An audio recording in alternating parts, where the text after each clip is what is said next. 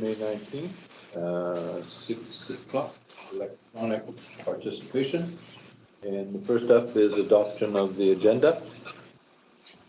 Need a motion? So moved. Seconded. Todd. Gamble. Those in favor? Carried. Aye. Aye. Meeting introduction. Raina, are you available? I am. Okay. So when we call to order, we'll need all the microphones. Request to speak will be by typing in the chat conversation screen. I will let the mayor know of the request. Once the person's recognized, they can unmute their microphone to speak. Once comments or questions are concluded, please immediately mute your microphone again. If anyone leaves the screen for more than 15 minutes or is not joined for 15 minutes after the meeting's commenced, we will mark that person as being absent or away from the meeting. That's it. Thank you. Thank you. So I need a resolution to not permit public attendance at this meeting. Motion? Yeah, So moved. I'll second it. I will move it. We have a move and a second. Yeah. Those in favor? Aye. Aye. Aye. Okay. And I need a motion to adopt the minutes of the special council meeting of May 5th. I have a comment. Moved and seconded. Any errors or omissions? Can I make a Hearing none, comment those on in a? favor? Oh, Sorry. I had Your worship, there is Carry a on. comment from Councillor Reid. Okay, just a note that in the councillor items section, Julie's name is spelt incorrectly, and I just wanted to get it correct on the final version. It's Julie Halfnight, and I will just send that to you, Raina, in chat, so you've got the correct spelling. Perfect. Thank you. Thanks. Okay, thank you. Those in favor? Opposed, motion carries. Aye. And the 2019 financial statements. Got a motion? So there is a presentation for You gonna that, do it? Who's gonna do it? Mario. So we have joining us tonight, Mario Prati, who is a partner with a BDO. He is the partner on our audit. This is the first year that BDO has completed our financial statements, or our audit. We complete our own financial statements. But Mario has a presentation tonight on those financial statements. All right. Okay, well, thank you for having me tonight in the virtual meeting. And as Ms. Gross mentioned, we're here to review the financial statements of the District of Lake Country for the year ended December 31st, 2019, and our audit report thereon. So I will have a brief PowerPoint presentation to walk you through the results, which I have on screen here. But you have previously received the draft financial statements. So if there's something that I don't cover in this presentation and you have questions, please feel free to ask them. As of today, our audit is substantially complete, and I am happy to note that even though this was our first year, we are proposing a clean audit opinion. So these financial statements do present fairly the results of the District of Lake Country for the year ended December 31st, 2019. You will notice that the financial statements that you received in your package were marked draft. That is because as your auditor, I cannot sign off on my report until those charged with governance, which under the community charter is mayor and council, have had a chance to review and approve the financial statements. If it is mayor and council's pleasure to approve the financial statements, I will sign off on the audit this evening, and your audit will be complete for the 2019 year. So with that, I'll start on your statement of financial position. So a snapshot of all your assets and liabilities and overall surplus at the year. And you'll notice that you did have a large increase in your financial assets, mostly in cash. Total financial assets increased from 30.5 million to 43.8 million this year. Now, while that does show a strong result, and we'll talk about your results, it's important to notice that your liabilities, excluding the MFA debt, did increase as well from 10.8 million to 19.5 million. And of that increase, just over 7 million was from your deferred capital contribute or developer cost charges. And so the DCCs, although you did receive that cash is restricted. So while you had a large financial asset increase, not all of it is available for spending. Now, I also separate out the Municipal Finance Authority debt from the regular liabilities because that's not a liability that you'll repay over the next year. You'll see that you did decrease your debt load by 1.1 million through scheduled payments. But I also want to highlight for council what this debt means, because 7.6 million is a large number, but to put it into context, that is $588 per capita in the district. Now, it's been a few years since the Municipal Finance Authority has published the stats on what the debt load per capita is across the province, but when they did, it was just over $1,000 per capita, and in Central Okanagan was around $1,300. So at 588, you're definitely well below the average debt load in the province at this point. So moving on to the statement of operations, where we have all of your revenues and expenses in the year. We just have a graph here showing your different sources of revenue. Total revenues were 46.4 million versus a budget of 38.7, and last year you're at 42.1. And what you can see here is the first item is the developer contributions. We see that that was significantly over budget by about $10 million. And that's because management is always very conservative when they prepare the budget bylaw in looking at how these contributions are going to come in, because even though we know developers are strong right now, we don't want to over contribute, or we don't want to overestimate the revenue coming in. And of course, the developer contributions are mostly non-cash anyways, so wouldn't impact what you would set your tax rate at anyways. The other item that we see that was over budget is sales of service. And that, again, because of the stronger development year than what was budgeted for, we saw an increase there as well. Government transfers, your grants came in under budget, but that's because some of the capital projects that were scheduled didn't proceed as planned. So the money wasn't spent, money wasn't received. So there's a net zero impact on your overall financial perspective. And then this slide just shows, here's the breakdown of the revenue pie for the district. And you can see, of that $40+ million that you have, if we were to take out the developer contributions, taxation is still very heavy. You're heavily reliant on it, as are many other municipalities. So again, very important that we monitor that number, which I know you do all the diligence when you're passing your budget bylaw and the tax rates. Moving on to the expenses, total expenses were 25.4 million versus a budget of 24.6, and in the prior year you were at 22.9. You'll see across this graph that there are a lot of little overages, but nothing significant except for transportation services in terms of the expenses. And the reason for that is, again, when the budget bylaw is put together, management does its best to estimate what amortization of your capital assets is going to be, so the depreciation on it in the year.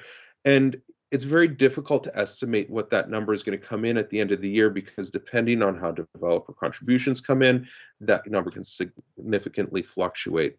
But it's also important to note that if you're off a little bit on your amortization, that's okay. It is a non-cash item. So again, not something that impacts your budget bylaw. You will note, though, that transportation services was over budget in the year, and as you are well aware, there was a lot of road repair that was done. There was some flooding, an example being the Glenmore Road, where the district took on some repairs to the road on behalf of the party that was responsible for it, and then charged back to that person who recovered those funds. So even though we are over budget, there was some revenue sources there. And it was also, repairing the infrastructure that you have. The next slide again just shows an expense breakdown by type of, that $1 million, and we can see that, we have all of your operating expenses here make up half the pie, but 8.5 million, the investment in your people, also an important number to keep on. Carol, was your question related to this or general? No, I think it was from the last meeting, so nothing for this meeting. Okay. Carry on, sorry, Mario. Oh, not a problem. So when we take your revenue and expenses and we come to your unrestricted annual surplus, you'll see that you came in at 21 million versus 19 million last year and a budget of 14 million. Now, one of the things that I want to remind council of is that when you set your budget bylaw, you did not set a $14 million budget surplus. The way that the community charter requires you to set your budget versus the way they're presenting these financial statements is fundamentally different. Under the public sector accounting standards, items like capital assets move to your statement of financial positions and aren't an expense. Repayment of debt is not an expense. Transfers to reserves is not an expense. But all of those items are expenses for the purpose of creating your budget bylaw. So that's why we have a disconnect. The statement changes in your net financial assets and your financial position is really the closest place that we can get on the statements in terms of how you did against what your budget bylaw was. And so what it does is it takes your $21 million surplus, deducts the acquisition of your capital assets, and backs out the developer contributed assets being non-cash, adds back amortization as it's non-cash, and it gets you to a surplus of 5.6 million. That 5.6 million was used to repay debt, fund reserves, and also had an increase in your financial position. So again, you're not that far off from what you were originally budgeting when you factor in those items. And the last slide that I have before I open it up for questions is your reserves and your surpluses. You have $189 million in total surplus for the year, right down at the bottom here, or that's your accumulated surplus. It's also the wealth that you have in the community. Of that, you have $165 million that is your equity in your tangible capital assets. Think about that like it's the equity in your home. It's what you paid for all of your infrastructure, less what you owe on your debt. And so you have $165 million invested in your community in its infrastructure. The remaining 23 million is your cash reserves. And the one item that I will pause on, because a lot of these are set, you do have reserve policies that sets what the reserve levels need to be, but it's the unrestricted general fund surplus that always draws attention, because that's the number that you have for management to spend next year, and it's not restricted by council. And that's 3.1 million, or 6.74% of your overall revenues for 1 year. And so when we look at that, how much is too much is a question that I get asked, or how much is not enough. And you're sitting at 6.7%. The guidance that we see is that that number should be between 5 and 25% of the overall revenue. So the smaller the community, the higher I would expect you to be on that percentage scale. And the more remote you are, the higher I'd expect you to be. You are a smaller community, but you are in close proximity to other large centers like the city of Kelowna. So there's opportunity for you to actually go in and share resources and that sort of thing.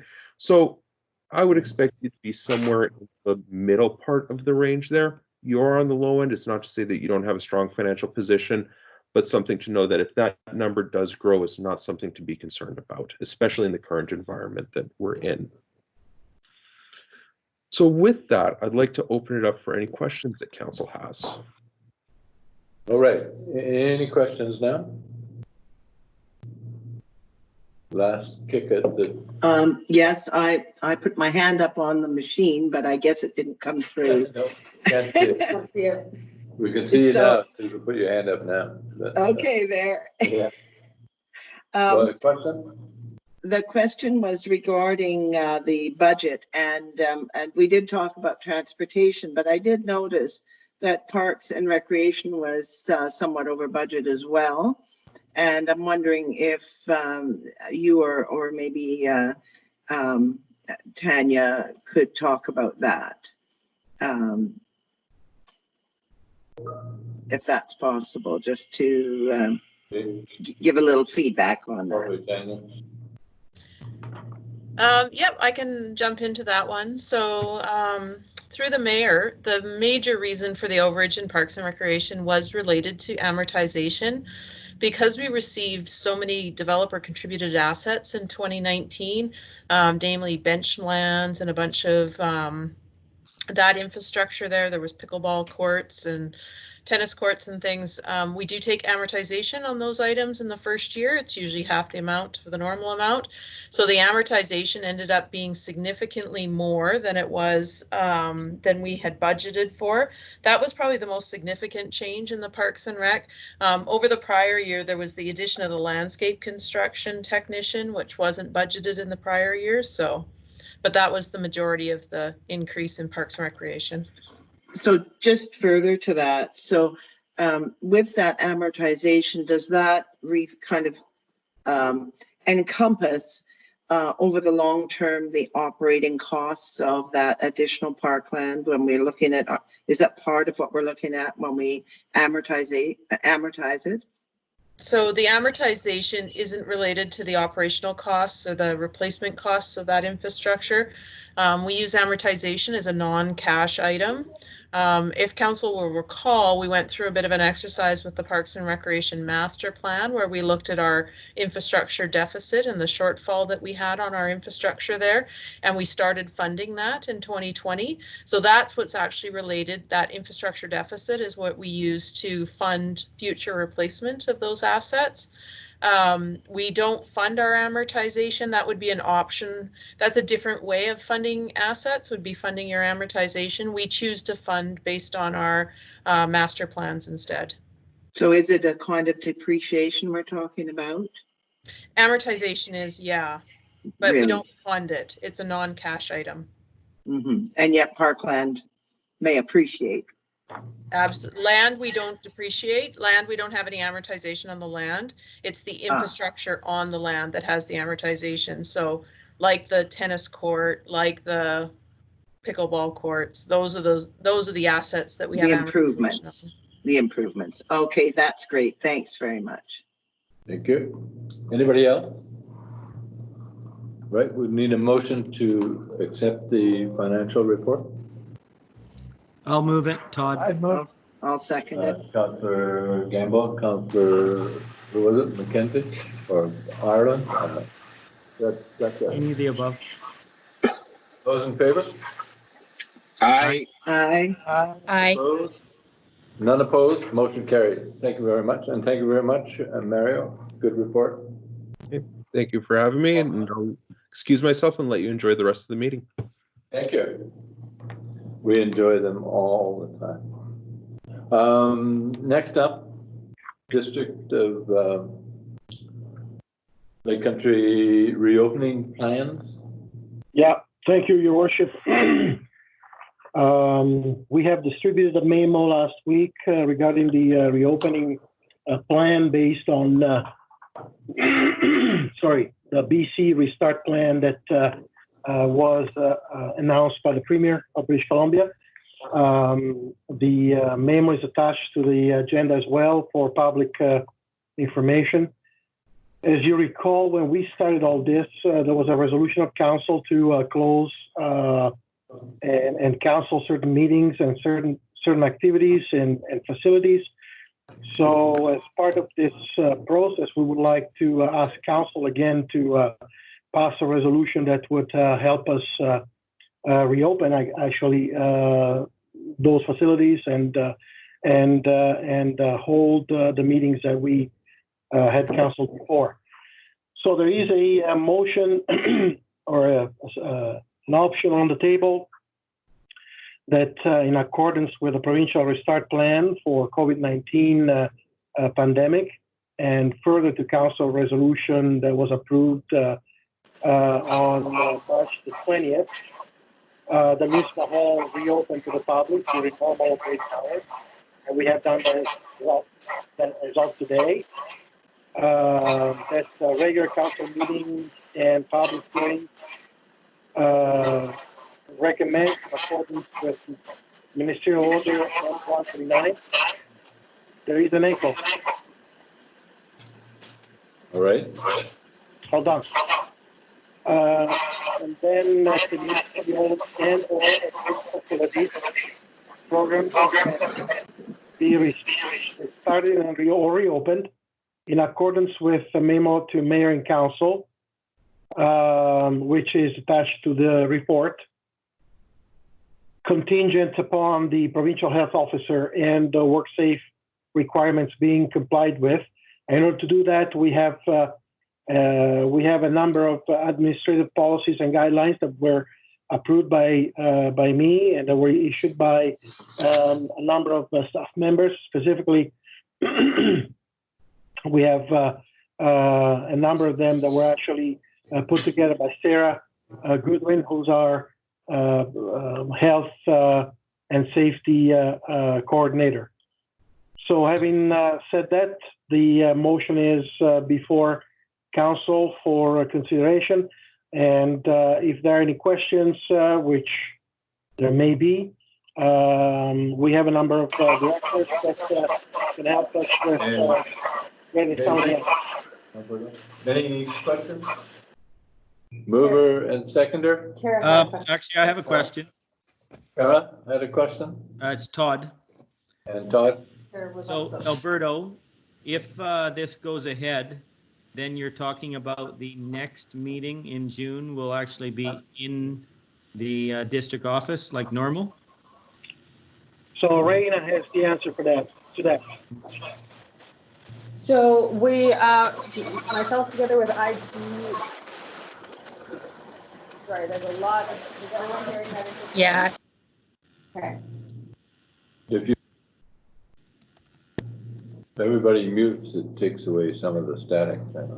So together with IT, we're working on putting together a plan to have a combination of electronic and physical attendance. So we've spaced out the council chambers, and we can get either 22 couples or 16 individual people physically present in the council chambers to meet our 50-person minimum within the social distancing.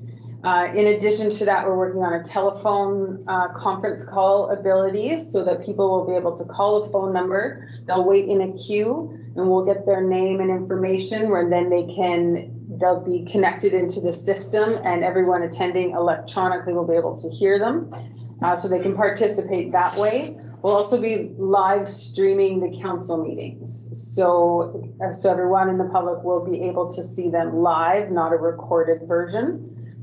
There may be slight delays on that, but we're working through that. So that is the plan, that June 2nd, we go back to a regular council meeting schedule, although participation will be a combination of electronic and physical. Okay, I have Kara. Okay, thank you. Kara? Thank you. Yeah, sorry, I just have to take the microphone off, so it just takes a little bit there to do that. My question was, I noticed the plan contained information about notices that are going to go on the skate park and the tennis courts. I just wondered whether staff had any view as to notices on docks and fishing piers and in the portable swim floats. Just as we get into the summer, this isn't, as the report says, this is not going anywhere soon. So I just wondered whether there was any thoughts on appropriate social distancing or messaging around those particular areas. So I'm going to ask Greg maybe to speak to that. I know that Sean has been working on a number of things, but he's not on the phone, so on the call. So I'm going to ask Greg to respond. Okay. So I'm not going to put myself in myself without a pretty good echo again. Bill, is your mic on? I haven't been actively leading the notifications. I've been a communications group working with Sean.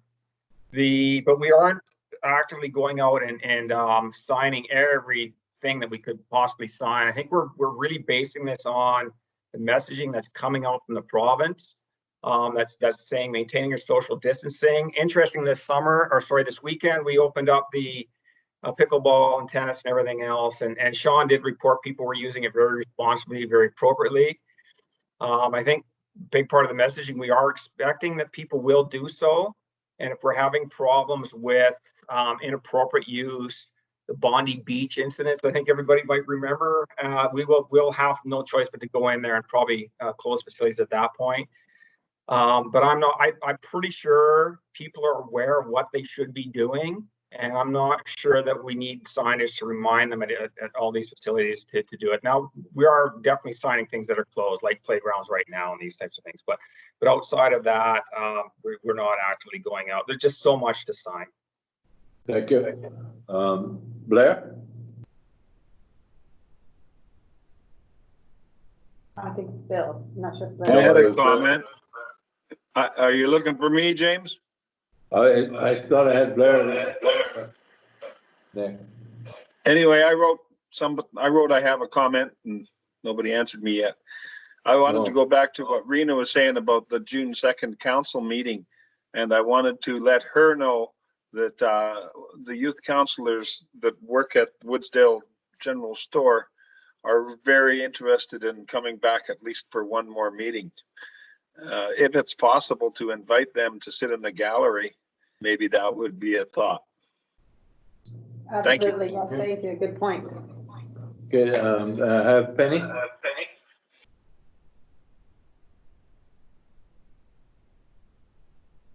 No, not there? Or is Yes, she I'm muted? here. I'm here. Okay. I wanted to ask about the signage.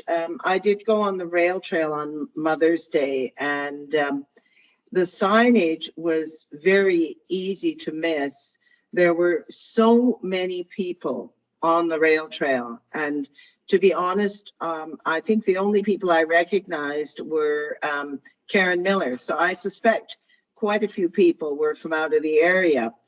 In any case, most people were very respectful, but there were many groups of people.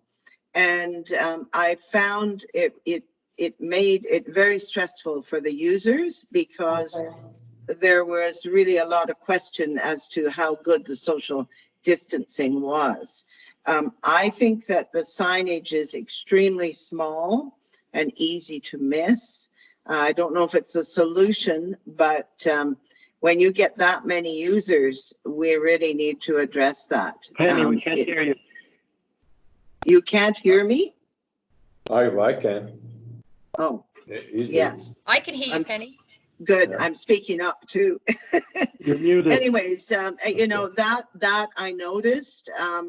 And I think that, you know, we do get a lot of signage, but I have to say, when I go to Vernon, as I have done a couple of times to pick up grocery delivery, because it's actually brought out to you, there are big signs and very, very easy to see.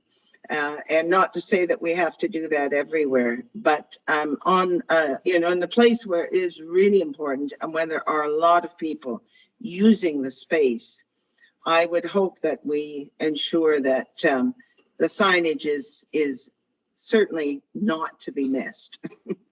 Thank you. Blair? Yeah, thank you. I would agree with Greg. And in fact, you know, signage is all great, but if you don't know what you're supposed to be doing by now, you actually really don't care. And no amount of signage is going to make you behave yourself. So, you know, it's either open or closed. People know what they're supposed to do. Everybody knows what they're supposed to do. And, you know, outside of having a sign that says, please obey all the signs, they're just not that effective. So I support Greg in that. I don't think we can sign everything. I mean, every single sign we produce is a cost. And how effective is it? Not very. All right, thank you. Todd? Thank you, Mr. Mayor.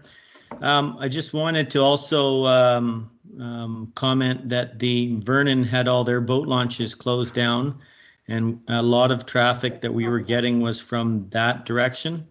And they just opened them up this weekend. So you're still getting the lingering Vernonites coming up here. So you should see a little bit of a reduction, you know, until the real summer hits here. So everybody else being shut down didn't help that traffic on the rail trail by any means. But I do agree, if people haven't heard the message from the province by this point, they're not going to get it, right? And some people don't respect that social distancing anyways. So you're never ever going to get full compliance. Bill? You might have been on mute. Yeah, actually, Todd stole my thunder there. Damn him. I was going to talk about the fact that Kelowna and West Kelowna and Vernon have all kind of closed up those facilities. I've been on the rail trail, Penny, like you, every Thursday with my grandchildren. I found the area from Oyama to Kamloops or to Vernon much less used than the areas around Woods Lake. I agree with you, Penny. There's many people out there, but I don't think that bigger or more signs will change that fact. I think the fact that, as Todd mentioned, that these other amenities opening up will mitigate to some degree, but we're going to have increased traffic as weather gets better anyway. So I'm thinking, just if you think it's too crowded to be there, make a personal choice and don't be there. If you think the people that are ignoring, I thought the signs were adequately sized, but perhaps small. If you think that they're going to notice a bigger sign more, I think I go along with Blair and Todd. These people don't care. So I think it's fine the way it is. Anything further to add, Alberto? I don't have anything else unless there are any other questions. But no. we need to pass a motion. All right. And so moved. Councillor Scarrow. Seconded, Todd. Councillor McKenzie. Those in favor? Aye. We opposed? I sent in a motion. Motion carried. All right. Next up. We have the applicant is waiting in the lobby for the next one. That's Sonia Jansen. Oh. Which? For the Canada West? Yeah. She just left. She's the applicant. She just left. Which? One moment. I'll see if I can get her back. If through your worship, if you'd like to introduce it and turn it over to Jamie, I believe is going to present it. I'll try and get the applicant back. Jamie, you're there? Yeah, good evening, Your Worship, members of council. I did just see the guests pop out of the meeting. So, you know, as this is a rezoning application with a negative recommendation, there's an opportunity for the applicant to speak to the file. But I will turn it over to to my colleague, the senior planner, who's the planner on the file, Paul Dupuis, who will take us through a presentation and the background on where staff's recommendation came from.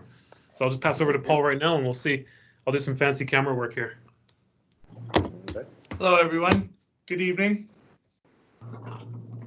Good evening. You've got a nice backdrop. I'm just going to share this. Or is this there? I can't hear you now. Oh, Can you hear me? Yes. Yeah. Okay.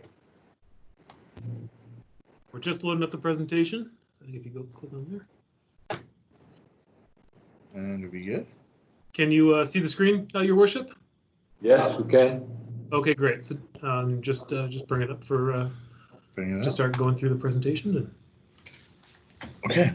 And now you can still see it, right? We're just confirming. Sorry. Yeah. Perfect. Thank you. Well, good evening, everyone. So this is development application for council's consideration. The file number is Z2019-011. It is Canada West Realty. The zoning for the property is currently RR2 or Rural Residential 2.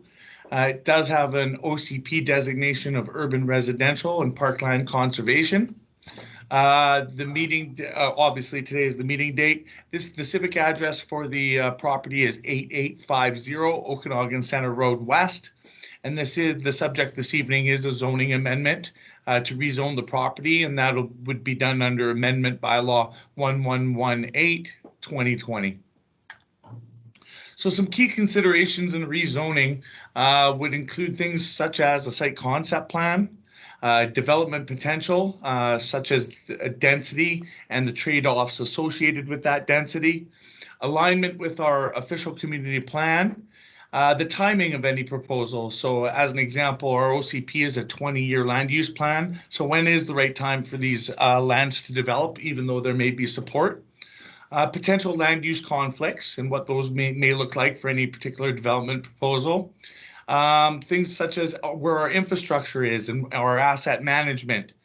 Sustainability, how sustainable is a project given our infrastructure and asset management at this given time. Community diversity and inclusion, capacity and growth management, which again, I think kind of funnels into sustainability and infrastructure, and of course, the public interest.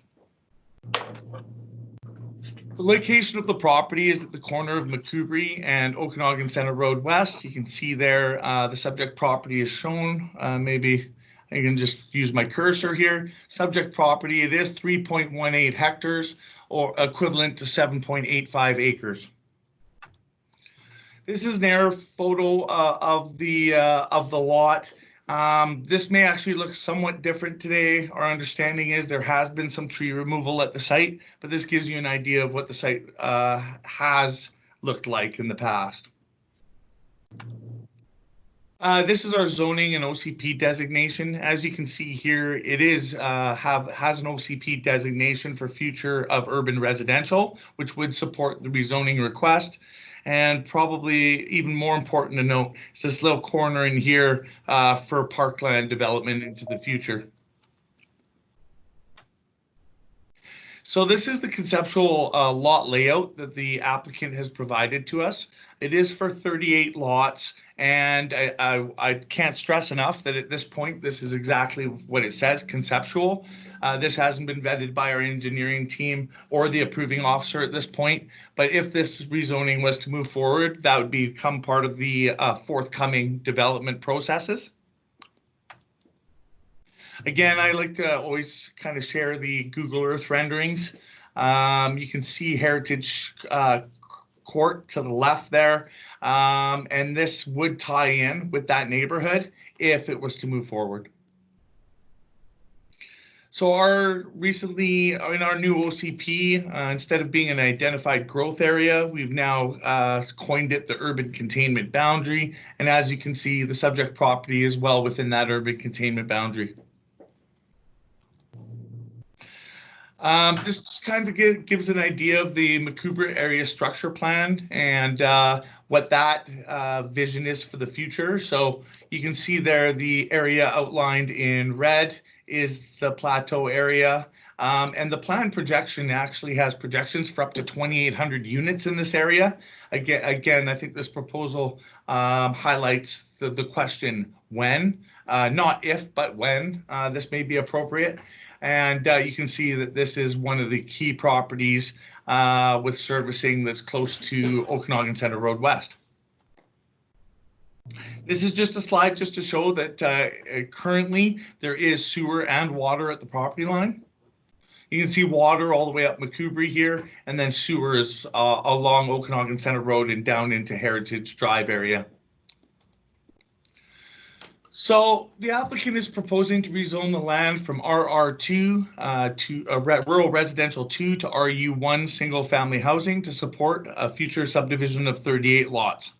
There is broad support within the official community plan for eventual build out of this area within the community, including policies for the Macubra Plateau area.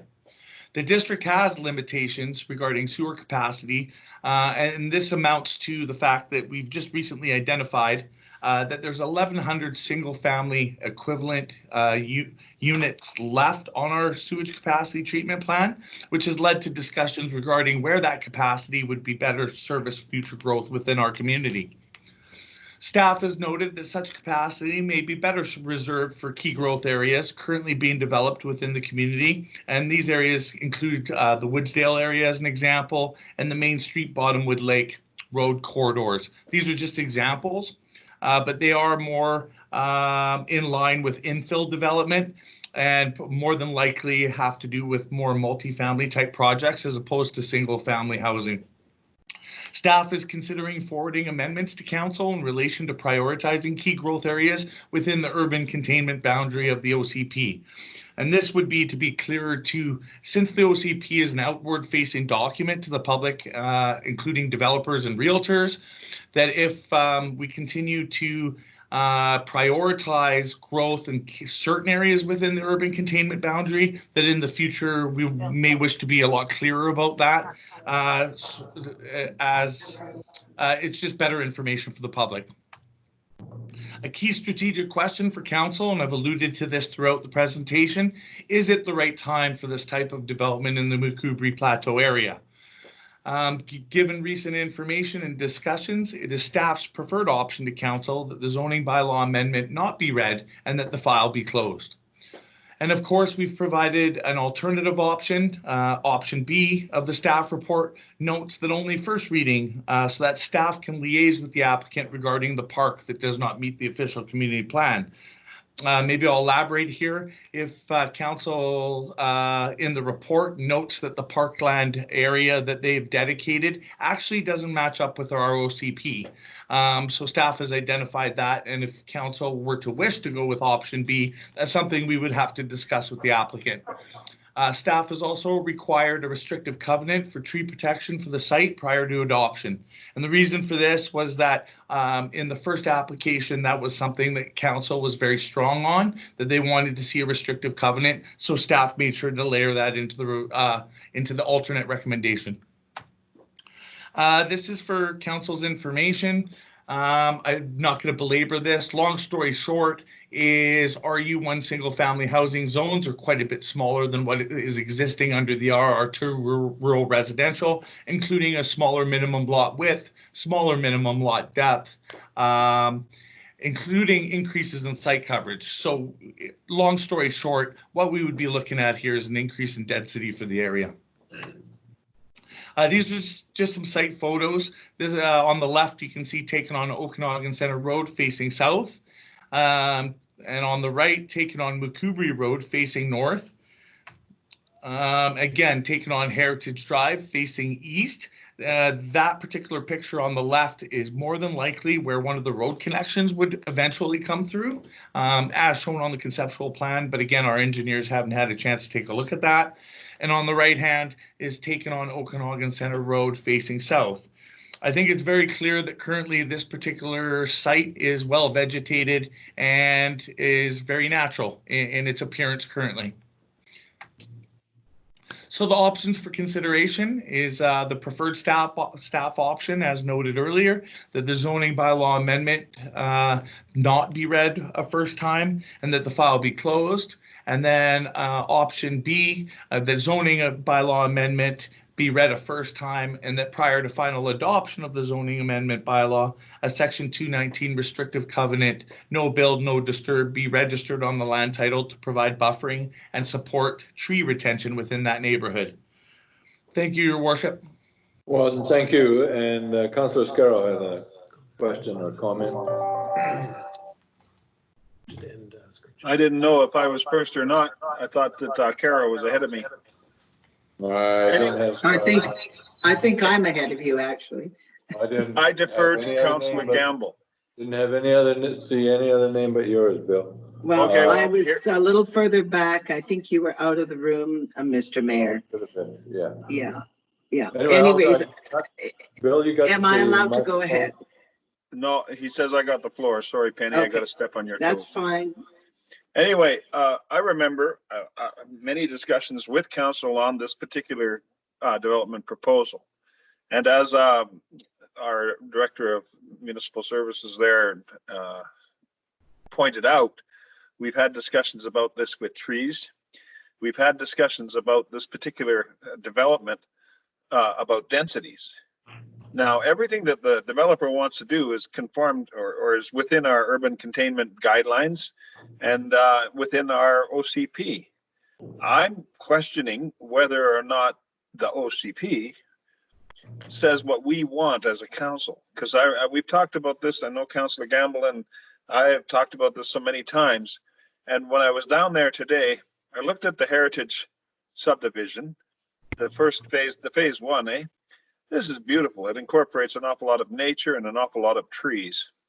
And it seems to me putting 38 units without some sort of a plan to retain some of those trees, to make it line up and be compatible to what is already there, the heritage courts, And then on the other hand, we have, our infrastructure services telling us that we got to pack as many people on this pipe as possible so that it pays for itself. So you got a balance between density and just fitting into the area, I think, without getting into it, I think we've done damage to the heritage area with that development that's down towards the lake and how broad and sweeping it is. And I would hate to see something like that happen on this corner lot. Those are only my thoughts, but I'm having a difficult time deciding whether or not we should close this file or whether we should go ahead with the first reading and add to the covenant about trees to provide us a detailed plan on what it is they're planning to do with those 38 lots. And then we can have an opportunity to consider if 38 is even the right number before we even have the opportunity to decide if 2020 is the right year. I'm not sure that our OCP says what this council, the people I see today, want there. I think our OCP is misleading. That's my comment. Thank you. Councillor Gamble. Thank you, Mr. Mayor, and I appreciate the discussion. I certainly have had some mixed thoughts on it, but I believe that the proposal is very, very similar to what came to us. I think it was 42 lots before, and there's really been no effort to, from what I've seen, to address like the tree retention that we were talking about. And but my question really is this of staff, because there is talk about, the limitations on our sewer system, and I know that's been raised before, but I have heard different responses. Sometimes I've heard, well, within the next 3 to 5 years there will be a lot more capacity.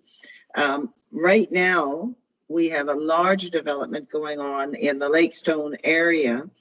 I'm wondering, when that is built out, I mean, are all those lots already being serviced, even the ones that aren't built on? I mean, have we got them hooked up to sewer? In my view, we likely haven't. So I'm going to ask Mr. Dupuis if he could respond to that, because that is a bit confusing to me. As far as capacity goes, I totally agree that we should really be focusing on the town center area for the build out, but that is a distinct difference from the approach that we've had in past years.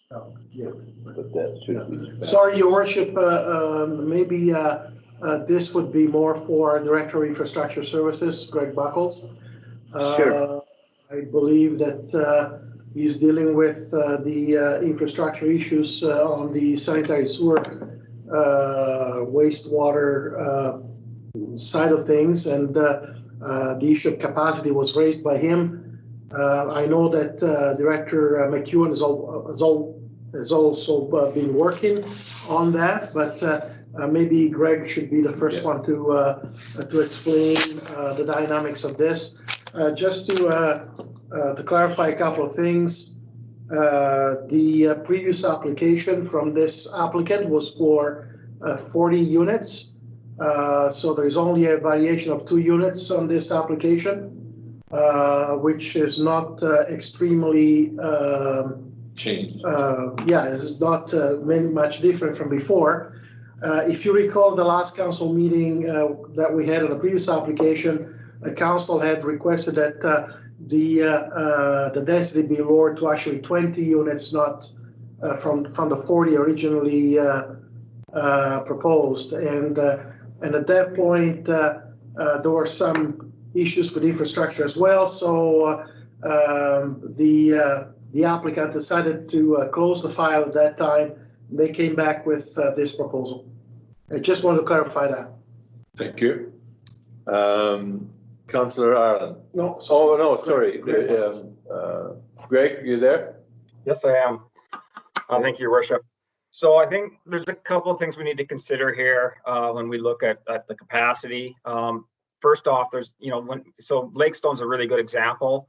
That area is zoned, it's ready to go. It's really just market driven now and how quickly they bring those homes on.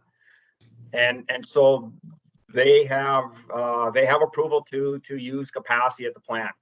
We also have a whole variety of other developments going on throughout the community. So there's 1,100, but we had quite a few on the books already that's already been committed.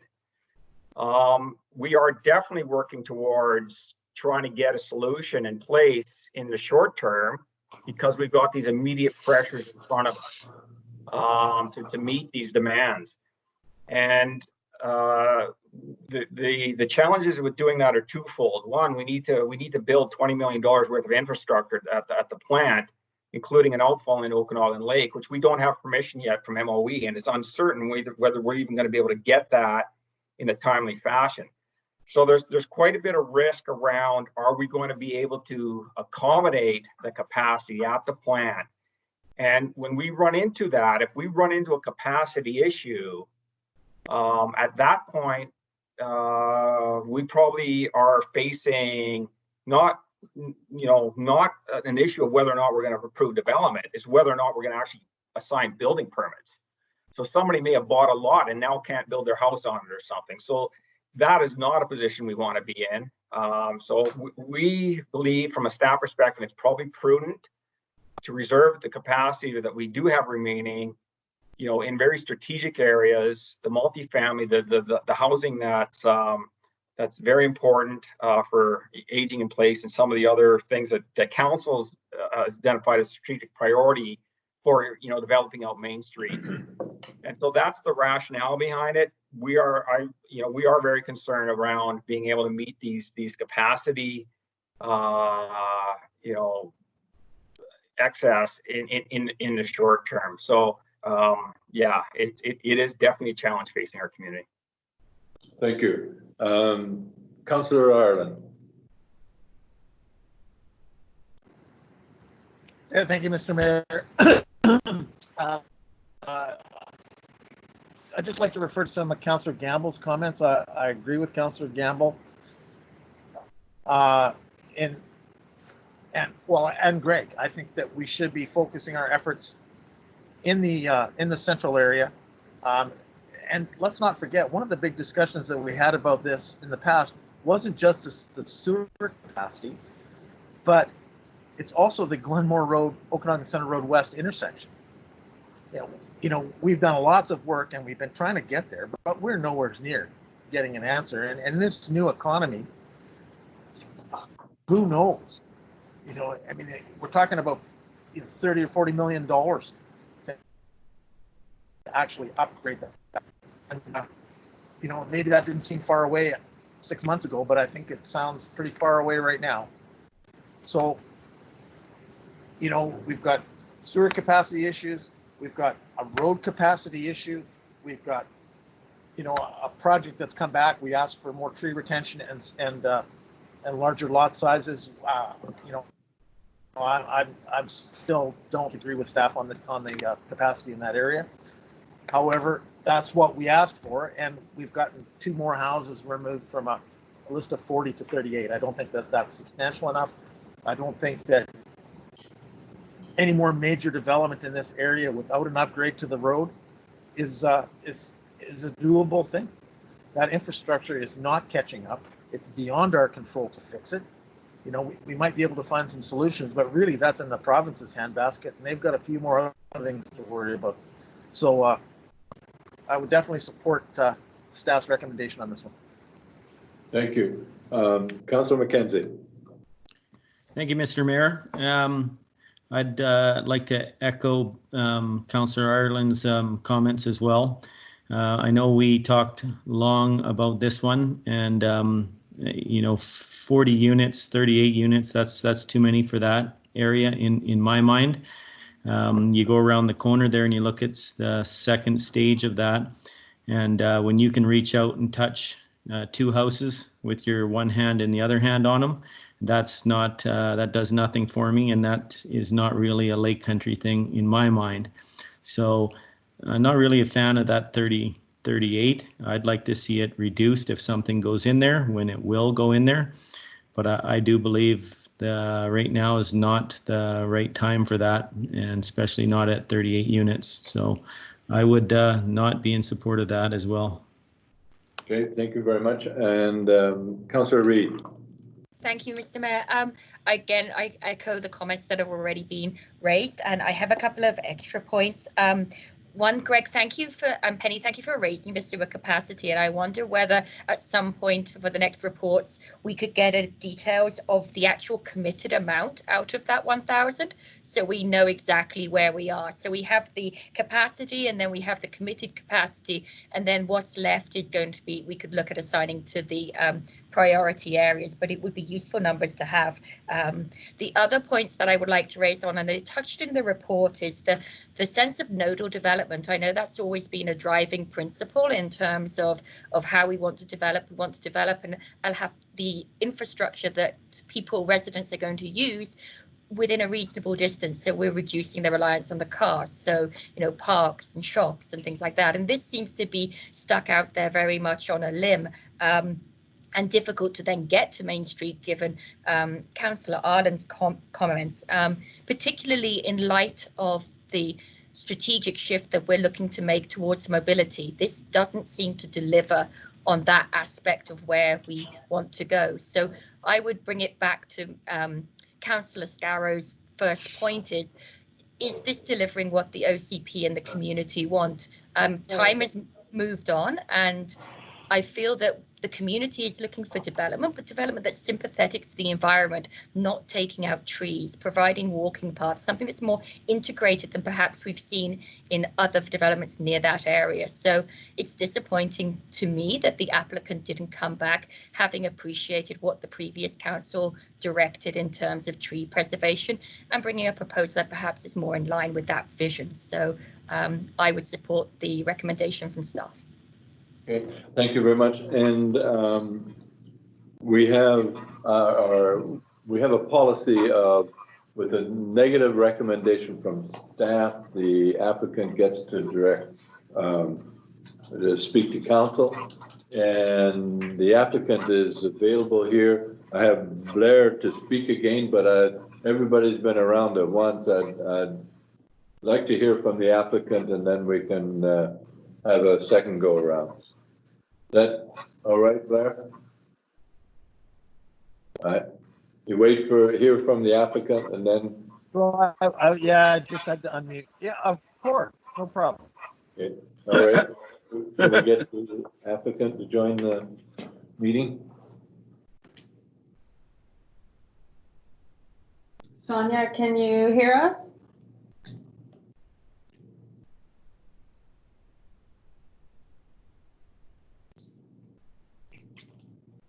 Jamie, you up down there? Anybody there? Maybe she left.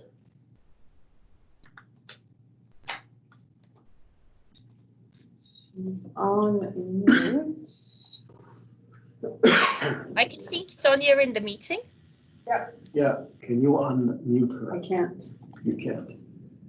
Nope. Tanya, can you try unmuting Sonia? I can't unmute her either. Sonia, if you can hear us, you should unmute your phone or your application and speak up.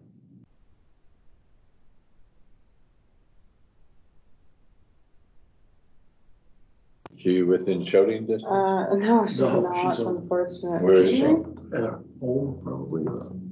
Oh, I thought somebody said she was in the lobby. Well, we call it lobby. This lobby. The lobby of this one. Has she left it then, or? No, she's still there. Yeah, she's still here, but I'm not sure why she's not able to. She got a phone number? That's what I will email her.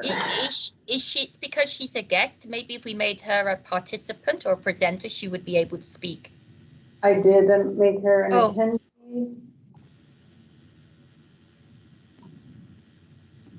Or I can make her a presenter and both.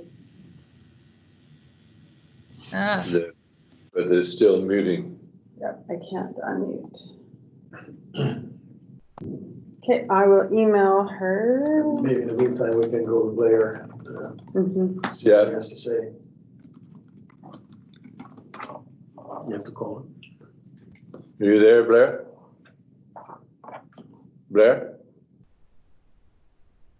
Yes. You're there? Maybe Yeah, I'm here. add your second time. We'll wait. Okay, well, Can't get Great, the applicant. yeah, no problem. What I was going to add is that I think that maybe we should, so that we can keep developers and everybody aware of what our goals are, that with this current capacity and with our wish to focus this development in our town core area, I think maybe that we should have a discussion about this and then make this well known. That this is what we're looking for, and that we can't stop anybody from bringing in applications. I get it, but just to make it known that this is what our community wants and desires. Yeah. And certainly, without changing the OCP, we really, we get the tree removal and those sorts of things in there as bylaws, then it gives us a little more clout. And the other point that Kara raised is that to have a walking and less car-centric community, we have no services on the west side of Highway 97. Right. No grocery store, no anything. So there's nothing that's walkable or even really all that safely bikeable at the moment. So crossing that highway on a bike is pretty sketchy at best. So everything, Lakestone is a classic example of a completely car-centric development. And that's not going to go away. Are you a guest in the meeting? We're trying to ask you to participate. Jamie has a comment, Mr. Mayor. Yeah. Oh, I can't see that. Yeah, Jamie has a comment. Where is So he? does Jeremy after Jamie. Okay, if it's okay, Your Worship, I just have a couple of comments that maybe just to clarify a couple of things and maybe just to add to the discussion while Raina works with the applicant and participation there. But in terms of a lot of this discussion, yeah, it's absolutely highlighted for staff, even more pressing the need to get some growth strategy discussions back in front of council and actually not only discuss like broader growth strategy and priority areas, but potentially even bringing forward an opportunity to very clearly and openly phase the urban containment boundary, for example. That is obviously a separate project. We didn't want to make that the subject of this report, but this report certainly does highlight the need given our infrastructure and capacity issues in that regard. Just in terms of current capacity, we haven't exactly nailed down the total number of units at the DP level, which we're going to work on and provide to council. But in terms of if everyone who had zoned land right now came forward for a building permit, we are double capacity. In terms of like order of magnitude, we are, now that's market dependent as mentioned, and we haven't seen that kind of activity ever, but we tend to see somewhere in the range of about 150 units a year. And, say we get one big development or one big phase, that can change things pretty dramatically when you're looking at small things in relative numbers. So just wanted to add that for context. Those are things that we are working on at a staff level, and we hope to have those discussions with council as soon as is appropriate. And but this application does highlight the potential for capacity and OCP statements that maybe support development in the area, but those two things maybe not being currently aligned. So we definitely want to bring that discussion back to council. Thank you. Kara, did you want to? No, Can I it was speak for Jeremy. once? It was Jeremy. It was I think we Jeremy. have He to was looking to speak. We have that. The only time I want to speak. On the phone, Sonia's available. We might have some echo here, but she is available. Okay. I've definitely got echo on my side. Yeah, you might have to mute your computer, Sonia, not to get the echo. Okay. All right. I've muted my computer so that I don't hear the echo. Can you hear Sonia? I can just barely hear you. I was asking council if they could hear you. Loud and clear. Okay, council can hear Sonia. Okay. Okay. Carry on then, I'll talk Sonia. to you, Welcome. and I will be able to hear you then. Thank you very much. There were a number of comments. I'd just like to start off by saying there were a number of comments made about the fact that this particular application isn't very different from the previous application that was submitted.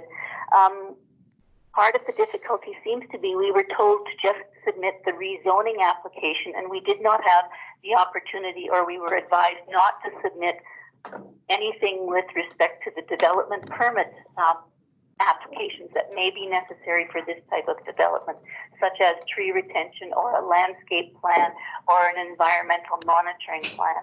So I'm surprised about some of the comments, given the fact that we were told this was strictly going to be rezoning. I would just like to say that I'm sure council members recognize that developments take time and usually happen in stages. There's been a lot of discussion in the staff report regarding the capacity of the current sewage treatment facility. Having this rezoning application go forward doesn't mean that overnight there will be an additional 38 homes accessing the sewage treatment facility. You're looking at approximately 1 to 2 years before the infrastructure of roads and services are in place before construction of any homes is even undertaken. If we assume that 6 homes can be built per year, then it would be likely be another 6 years before the property is fully developed. I think this type of stage development clearly falls within the current capacity of the treatment facility, assuming the municipality's current rate of development of 150 units a year continues for the next 7 years. This development would also be a natural fill-in given the surrounding development to the south and west of the property. In concluding, I'd just like to refer council back to the staff life cycle cost analysis report that was conducted December 5th, 2017, and concluded that 40 lots represented an estimated $2.5 million in revenue over 20 years and around $800,000 being directly associated with DCCs at the time of development. To turn down the application means foregoing those revenues that could be used in addressing the municipality's sewage treatment capacity and other infrastructure requirements. I don't think it's trite to say that given the impact of the current COVID pandemic, the municipality is going to need a significant infusion of revenue if it's going to continue to provide the necessary services to the community. Thank you for your consideration of the application. Thank you. I have Councillor Kozub. Question, comment for the applicant?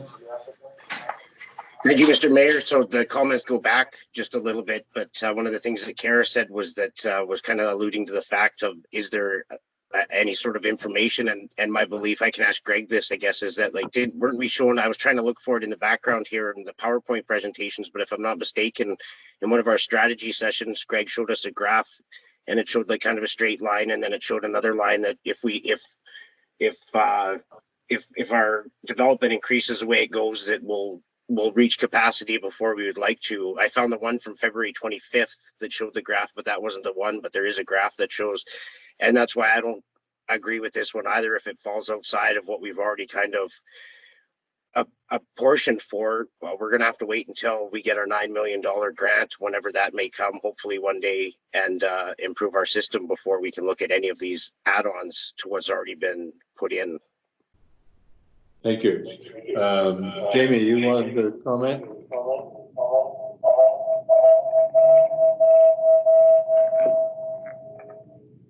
Jamie there somewhere? Yeah, thank you, Your Worship. Just waiting on the echo there. No, I didn't have any further comment in that regard. Just wanted to be clear. It was probably from before. Okay, thank you. Thank you. Yeah, any questions for the applicant from council? Councillor Reid?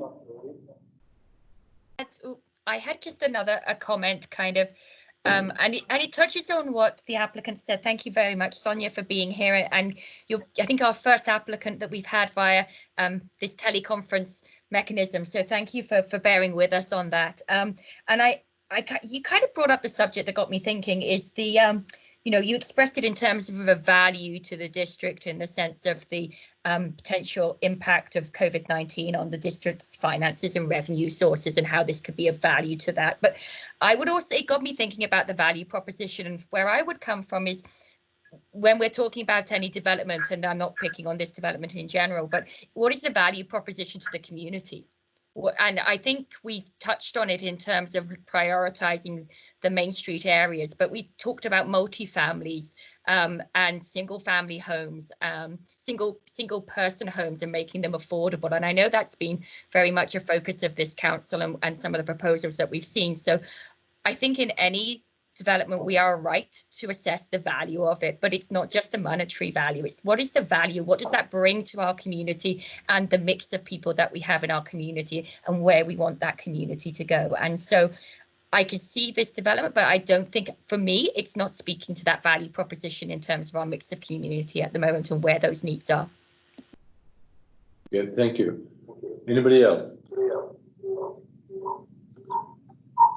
Anything more from the applicant? I think it's my turn, is it? Who? Oh, Councillor Scarrow, I don't know. You want a comment or question to the applicant? Well, actually, no, it was more or less a comment on Kara's statement about value, leading back to the applicant's statement on value. By all means, development creates cash value and for every district. But that value, if the development does not occur, that value does not go away. That value is still there for years to come in the future. And to me, that's not something that's going to change my mind. What's going to change my mind is a plan that integrates the surrounding area, the heritage subdivision, into their plans so that the two developments don't look so drastically different and aren't in conflict with each other. That would be my message to Sonia. Thank you. Thank you. Anybody else? Hearing none? Then I need a motion. Need a motion. Council, I'll make a motion to support the staff recommendation. I'll second it. Any further discussion? We've been around it.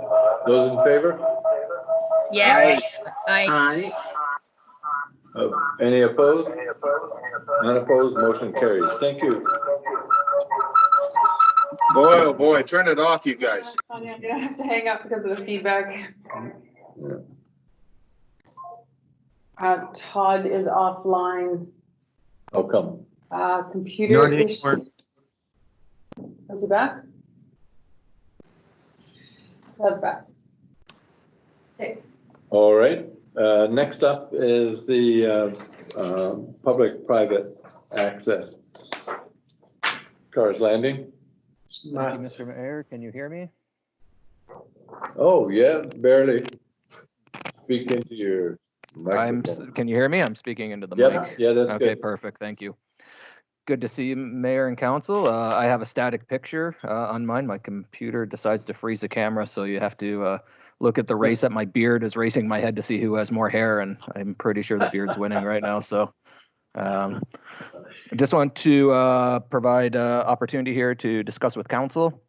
This is really kind of a unique report that comes forward because typically this is not a development proposal. This is not a grant opportunity. This is a private individual, developer in the community asking to use a right-of-way and access property. So the recommendation or the question is it applicable for private interest to use district right-of-ways to access property, and how do you balance that planning for future public infrastructure, responsible use of taxpayer funds, and what is the overall community benefit.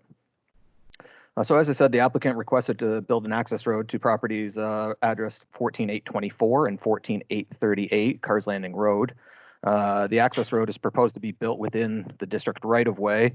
The cost of this construction, along with any required assessments, is proposed to be paid by the applicant.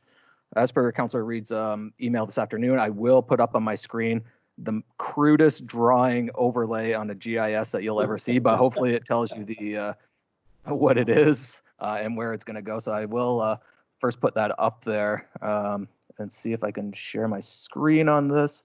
1 second. Is everybody seeing? Oh. We're seeing a big screen. We're seeing everybody. We're seeing the meeting. Yeah. Yep, great. We're That's, seeing the meeting. But I can't see you, Matt. Okay, 1 second. I will share that screen because I was seeing the screen.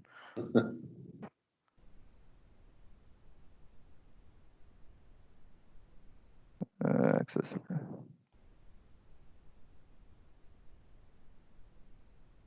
And 1 second. There's. Anybody can log on.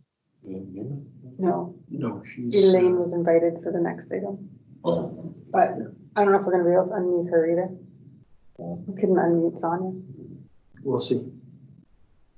and it's a different version. Everybody has a different. Is that sharing properly there? Yes, yeah. Yeah. Okay, so this access road is located and in function right now. The built part, the crudely overlaid one, is the proposed. The other one is already built, the part that's part of the GIS, and this is right above Camp Arbuckle, currently just off of Cars Landing Road.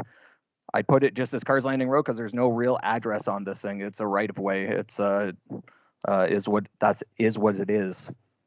If council remembers back to the 2019 adopted Parks and Recreation Master Plan, I think we called this Cars Landing Road or Central Cars Landing. It was proposed in the 11 to 20 year time period to have day use improvements as a road end beach access. The recently underway Water Master Plan has identified Cars Landing servicing strategy as a priority, and this road end is identified as a potential location for a water pump house to service Cars Landing through that. As I said, that is in the preliminary stages. That plan is not finalized and will obviously be coming to council at the appropriate time. So to implement the improvements as proposed, either in the Park and Rec Master Plan or the infrastructure coming from the Water Master Plan, an access of some sort will be required to be built within this right of way when or if those components of the plan are implemented. When I say if is because they have not been incorporated into any current financial plans of the district to date. They are in one master plan in a longer time period and then identified as a possibility in another master plan coming up. That right away, the top portion that's actually already built does service two properties at 14750 and 14710 Cars Landing Road. But this section that we're speaking of right now is not built or maintained. It is in the natural state that it probably always has been. Really, I guess a few of the strategic questions is what community benefit, current or future, can be derived from access through district lands? And I think this is relative on most applications that we get that involve district or any infrastructure. And does this request meet council's vision for the subject property and surrounding area? And are these proposed uses appropriate for the right of way?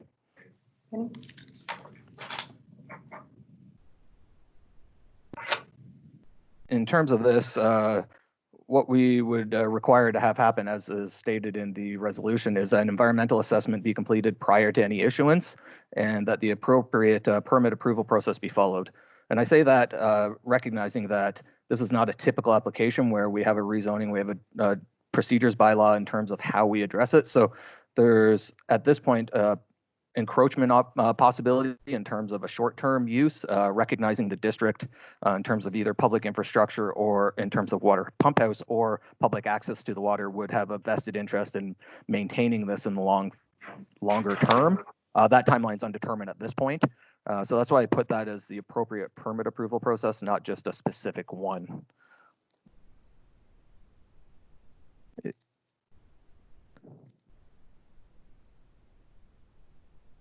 So where this came from is the property owner to the north of this owns a number of properties along there, and they intended on planting grapes on 2 of those properties, which are serviced by an easement off of the top part of this road that services 6 properties there, 4 north of this one that's shown with the house 14808. And the impact of planting those properties led to the inquiry about providing that alternative access to that property. As I said, the Parks and Rec Master Plan has high level identified this in the longer term for potential beach access, and the Water Master Plan is currently in the preliminary stages, but has identified this as an opportunity for a water pump house. I can have a Director of Infrastructure speak further that if there is any questions about that. But at this point, the recommendation is to seek approval of this, but I open this up very hopefully to Council's discussion. Thank you. I have Councillor Scarrow and Councillor Gamble. Thank you, Mr. Mayor. Again, I have to be a little bit cautious here through to Alberto. Where they're planning to build this access road, the property below that was my uncle, Bob Caldo's. He's passed away, and his family may have sold it to Mr. O'Rourke. I'm not sure if I should be in this room or not. So I would like some clarification. For clarification on the property ownership, the Codlows were one of the owners that did sell to the O'Rourkes, which would be the second property. I believe it's 14838. So yes, that was, I believe the son would be Tom Codlow. That you're all correct. It's Caldo. Caldo, sorry. Yeah. But yes, No, the ownership. no. So I'm not in conflict because they don't own it anymore. They do not own it. Yeah, you're not. Yeah. I'm good. Okay, good. Councillor Gamble? Thanks, Mr. Mayor. So I have a few questions. I would like to see where the road end actually is.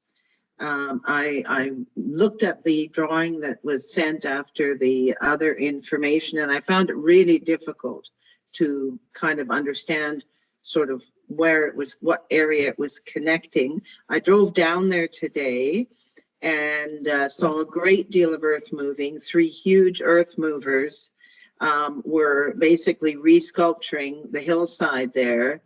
I did read, and Cara mentioned, I believe, that a number of trees had been removed. They were gone. I was, of course, I don't know if we need a development permit for this work, but it seemed extensive for us not having seen a development permit. So I'd like to have some idea of where the road end exactly is.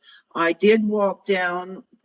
We had an infraction, I believe, about a year and a half or 2 years ago of a property where there was damage to the riparian area down on Okanagan Lake. I believe it was down one of these roads. So I don't know sort of if that's the same area that we're talking about. I'd like to know how big the road end is and what the parks plan is for this property. And I'm not really clear on the need for 2 separate roads. If there is going to be a road there that could access that, is there some way to, you know, rather than putting 2 roads in, can we do that? I don't know. I'm just thinking of the destruction to the environment here. So there's a few questions. Okay, let me try to recall from the beginning on these questions. So the property that you're talking about that would have any disturbance on it is not the right of way. It's not the road end. That would be private property. There's been, this is to the south of that, which is that driveway access to Camp Arbuckle. It is off of that. I can put the attachment from the report up on the screen. And could you identify where the actual road end is, how big it is? Give us some idea of the size of it. Is it because there was a very steep area that I walked down a couple of years ago, and I just wonder if that's the same property. Sure, I can. Below 1816, I think, or something. Or 14. I have the image loaded, Matt. I could bring it up. You have it? Yeah. Okay. So if you look on here where it says subject property, Cars Landing Road, that is the road end there. It is a reverse L shape going down to the water. Approximately, as most right-of-ways are, approximately 20 meters wide in that area. Obviously, higher up that is a substantial width. I'm not even quite sure of what that is where it says private property access, Cars Landing Road. But the portion that we're speaking of to be built is within basically that 20-meter right-of-way going to the north. That's just below where it says 14808 and 14808A. So what I'm unclear about is, are we being asked to put this road in, or do we want to put this road in? The question is, does council see this as a benefit to the public to put this in? This is not a request of the district to put this in. This is a request of a developer to put it within the district right-of-way. Rather than use their own road. The request is to access the bottom of these properties through this right-of-way.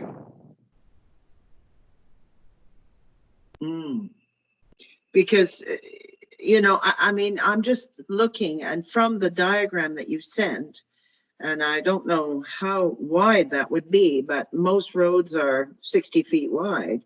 I don't know, that would take up most of this right-of-way. I mean, most of the land here in the sort of narrower part of the L. And how much park would we be left with? It's an ancient road right away that wasn't built on.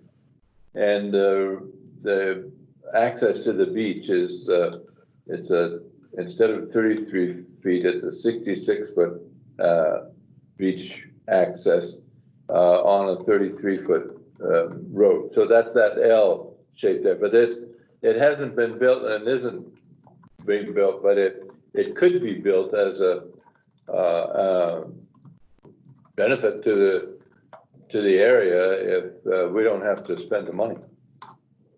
Now, there's also talk about putting a pump house down there, and this was part of the water master plan.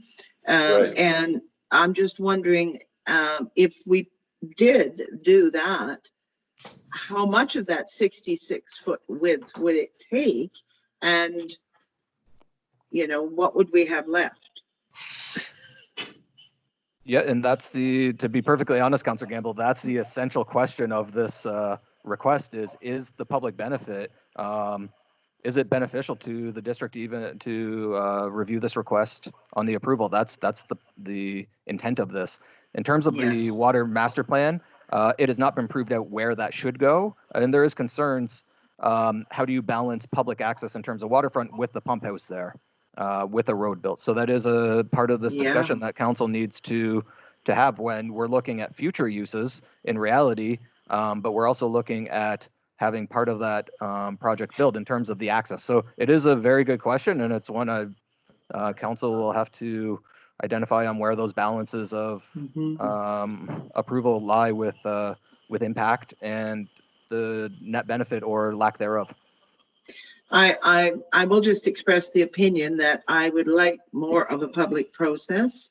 I'm not happy with making a decision today, just because I think, this is quite a complex issue, and it has a lot of ramifications. But I'd like to hear what the other people have to say. Bill, Todd. Yeah. Okay. We'll hear from Councillor Reid. Thank you, Mr. Mayor. Thank you, Penny. Matt, I have one question and then a couple of comments. Is there agreement with the developer as to the standard that the road is going to be built? Yeah, it's been sorry, go on if there's more. Nope, that was it. Okay. The subdivision and servicing bylaw would be the standard that the road would need to be built to, yes. And is the developer happy to build to that standard? Semantically, I wouldn't say any developer is necessarily happy to build to a bylaw standard. I'm not going to put words in any developer's mouth, but when we require things within district right-of-ways, I would say the subdivision and servicing bylaw is probably the best standard to go with, especially with future public use. So I would say that it's a reasonable standard. Would the developer be happy about that based on what they've projected their intent? But I think that's the question for council, is it's not just the private interest intent, it's how do you balance that with the longer term public impact, and trying to find that balance when we don't exactly know what that public use is projected in terms of budget or use. It could be a water pump house, it could be a beachfront, and ideally both, but that has to be proven out in design and use and alignment of the road, etc. So I would say that standard through the bylaw is appropriate. And I think you raise a good point there, Matt. I mean, we've talked about the future public use, but then there is also the question of the future use by the developer of that area. And that has been indicated by the developer that it may not be, there may be other uses that area is put to. And so I would agree with Penny that I think this speaks to there's more going on around this property that I feel I just don't feel we have the pressure, unless there's something you can tell me otherwise, to make a decision today on this. We haven't got our plan straight as a district in terms of where we're going with the water master plan yet. That's still underway. We still have the Parks and Recreation master plan is looking 11 to 20 years out. So that really hasn't been formulated fully as to what's going to happen there. And those two things, as you say, are very much contingent on each other. Speaking to the applicant, who was very helpful and welcoming, and I appreciate all of the comments that information he was able to pass on to me. There seems to be some, opportunity for the people who have to stay there. So I'm not sure whether today is if there is a need to make a decision today. And I would like to see this presented very much as we did with the rezoning for the winery to agriculture.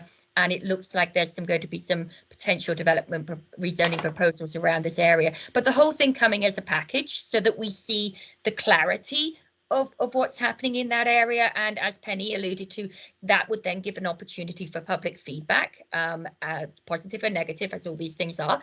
So I would not want to make a decision today, but to defer it to a later date. Very good. Thank you. Councillor Scarrow.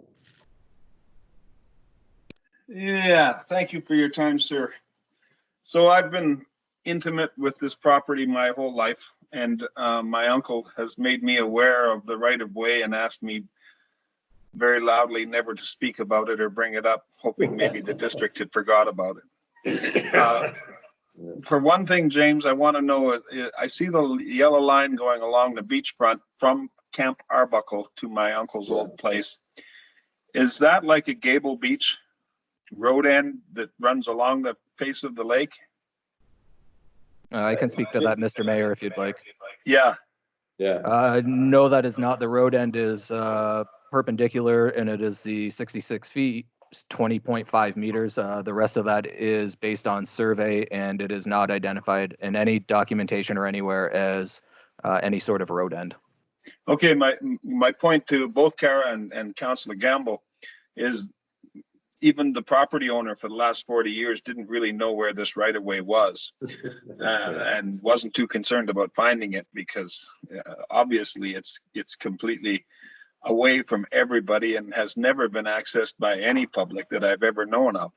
So we were talking a little bit about whether or not we should go forward today or whether we should refer this back to staff. And I don't have a problem with either path, but I need to ask Matt two questions. The first question, Matt, is if this road gets built as the proponent is requesting, how does that inhibit our ability to put a pump house down on it? The second question is, can we protect our interests on this roadway simply by a covenant? First answer, well, they're both a little convoluted, to be perfectly honest, Councillor Scarrow, is Does it limit the pump house? I wouldn't say it limits, but the design would be better undertaken in alignment with the pump house as well as public access. As it currently stands, I would say one of those would be impinged. It's an either or situation based on a current design, not knowing what we want to do in the future. And the second one, in terms of a covenant, it's kind of hard to put a covenant on your own right of way.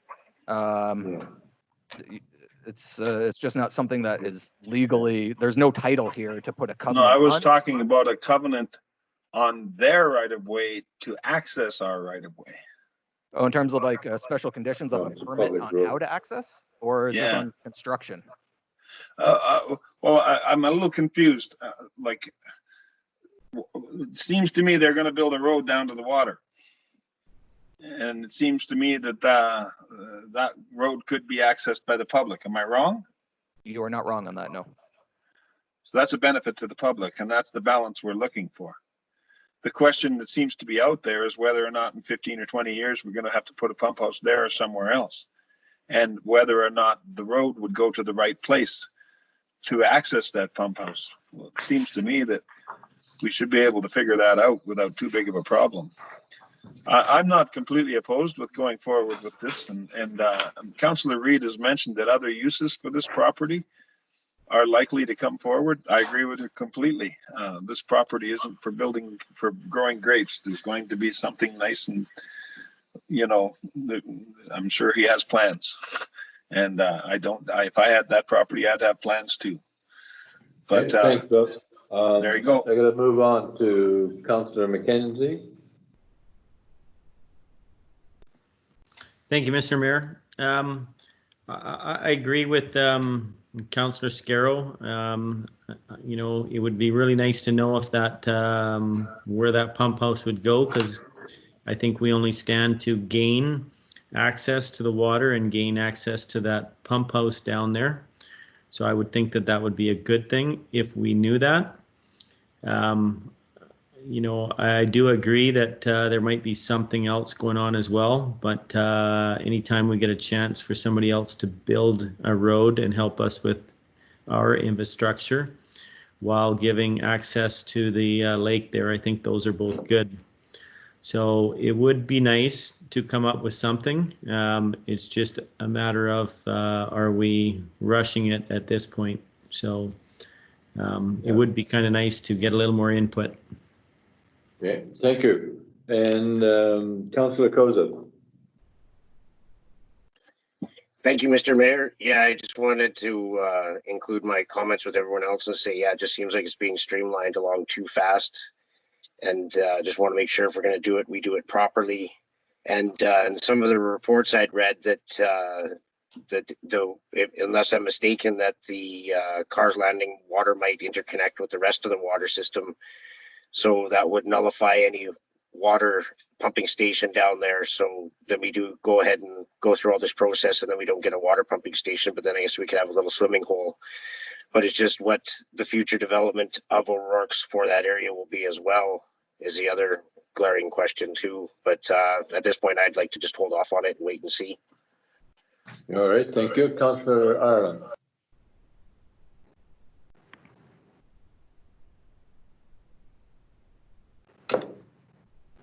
Yeah, thank you, Mr. Mayor. I agree with what Councillor Reid had to say. I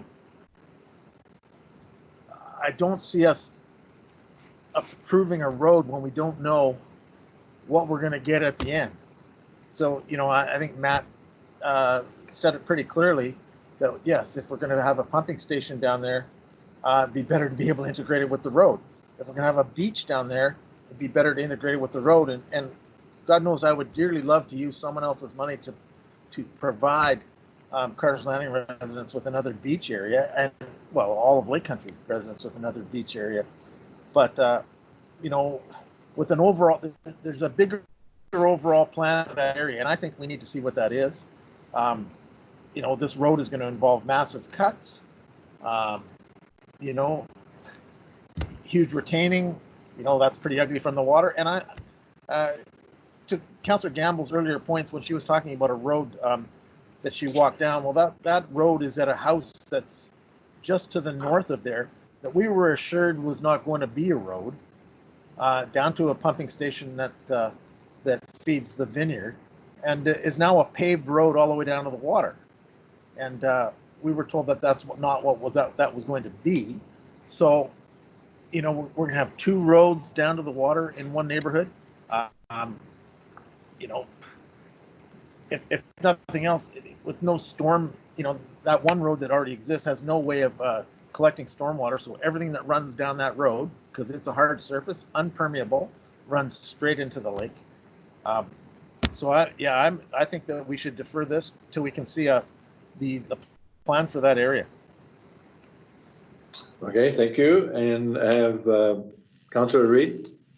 Thank you, Mr. Mayor. Thank you. I think I agree with everybody's comments that for me, I think we need to see, as Blair said, a bigger plan for the area, from both sides, and getting that alignment into what are we actually going to be doing with the district-owned part of the property. I think it is really key, and working out how we can develop that for the benefit of the community with, as you say, there's a huge cost benefit in having a developer pay for it, but also something that's environmentally sensitive. That area is undergoing considerable change at the moment. So looking at it as a totality, I think would give us a better outcome on all sides. Okay, thank you.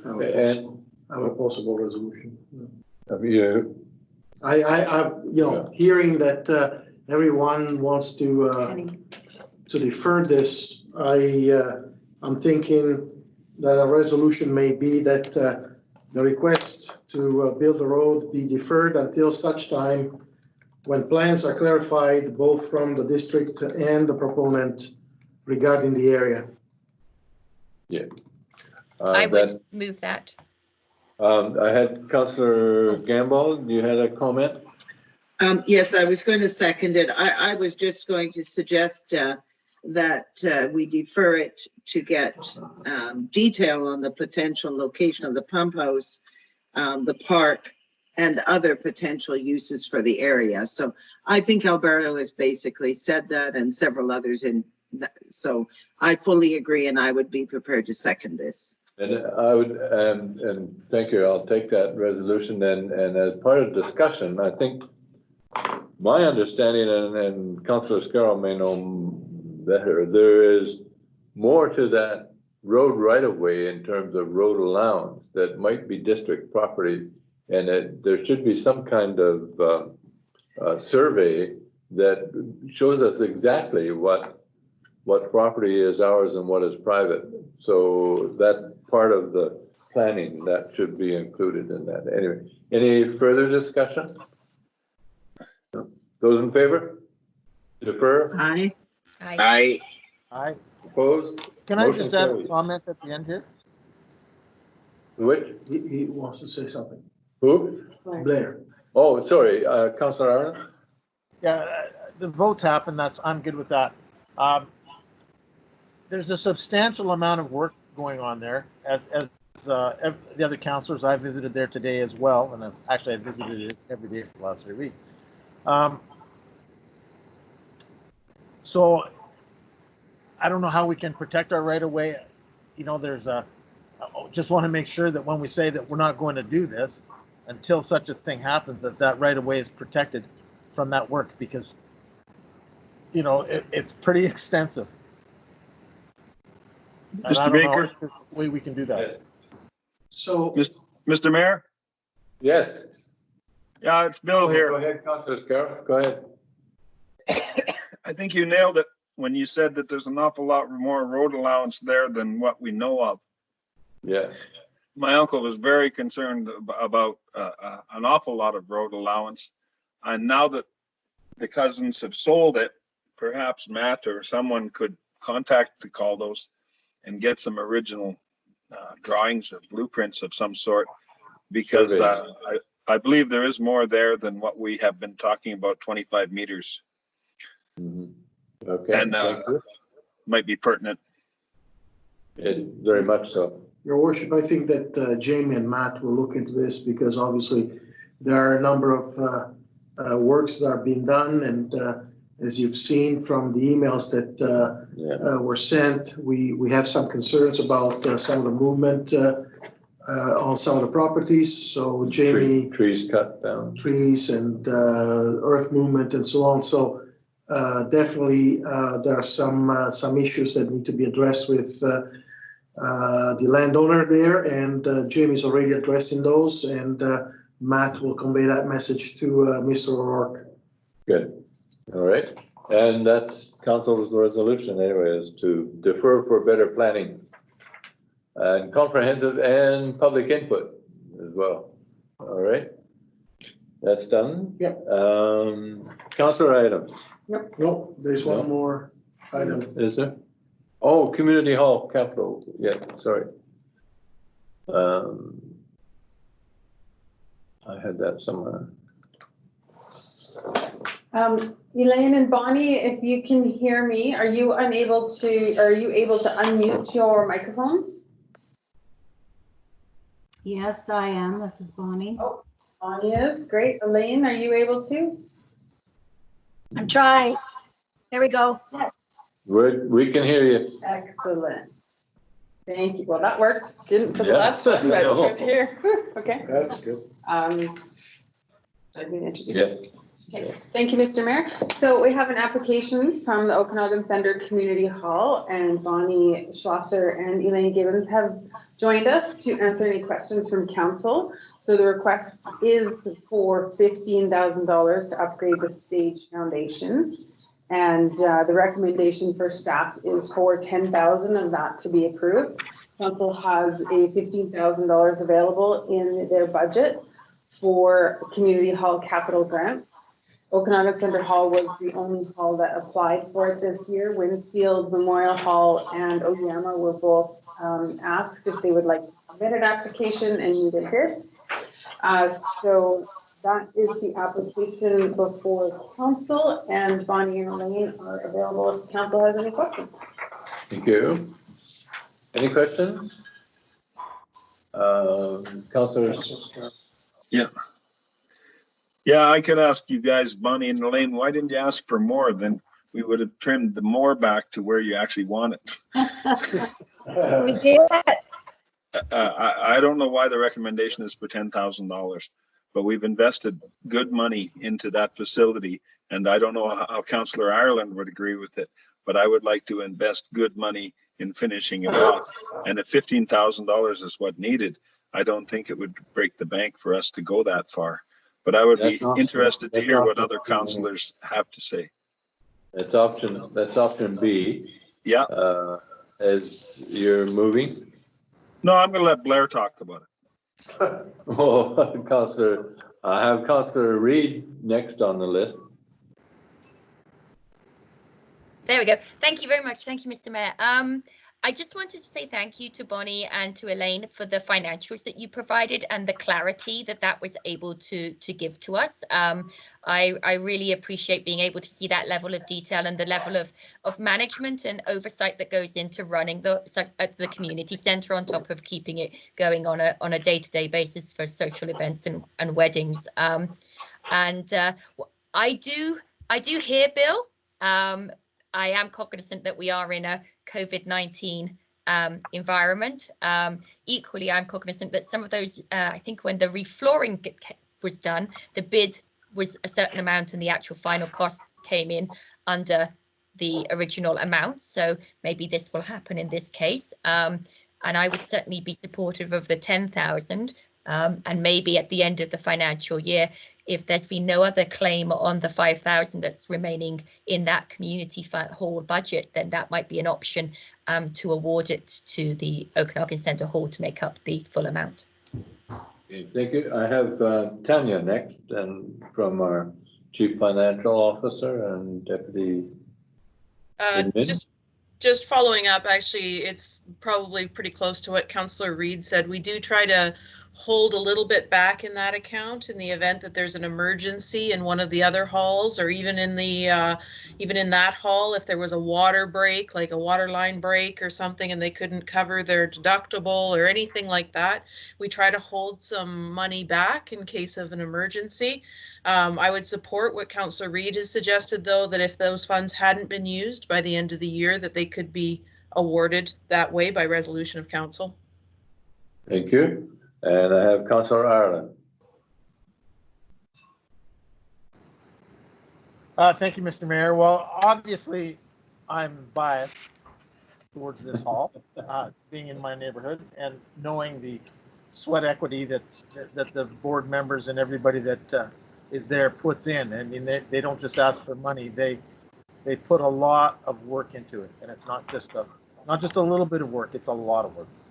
So I'm much in favor of helping them up as much as they can, and you know, I think Tanya's proposals are good. If we could put that into, you know, I understand we have to be cognizant of money. So maybe perhaps we could word the resolution that should that $5,000, you know, or any portion of that thereof be there for the halls, that would go to the Okanagan Center Hall.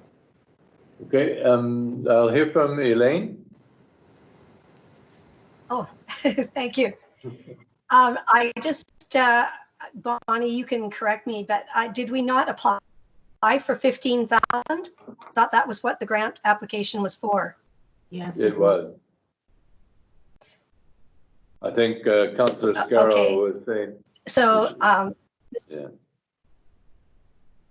So Mr. Scarrow asked why we didn't apply for the 15,000, and we did.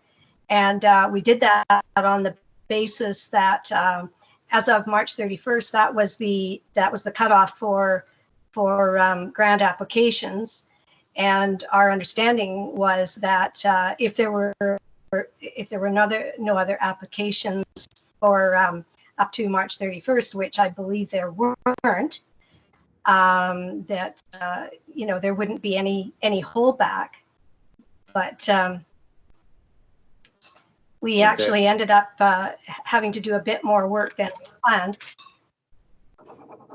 simply because we ended up going under the stage, and we've over the years had a number of issues with rodents getting underneath there. It was very interesting when we pulled up the hall floor, the main floor. There were a couple of skeletons in there which were not human. Good thing. But I would like to ask council to give us the whole $15,000. Thank you. I have Councillor Scarrow and Councillor Ireland again, and we'll hear from them. Yeah, thank you very much, Elaine. First, I wanted to correct a misunderstanding. I was telling you should have applied for 20,000 so that we would wind up at 15,000. I didn't mean to tell you that you hadn't charged enough. And I agree completely with Elaine. I look as a councillor for every opportunity I can to take district money and put it into volunteer hands. This is just one of the best things that we can do with our money. If the hall board perhaps had the stage work done and maybe it did come under budget, I'm sure that they have very good things to do with the balance of the money, or perhaps we could put some contingency in about how they return it. I support Mrs. Gibbons. I think that $15,000 should be going to the hall today. Thank you. Councillor Ireland.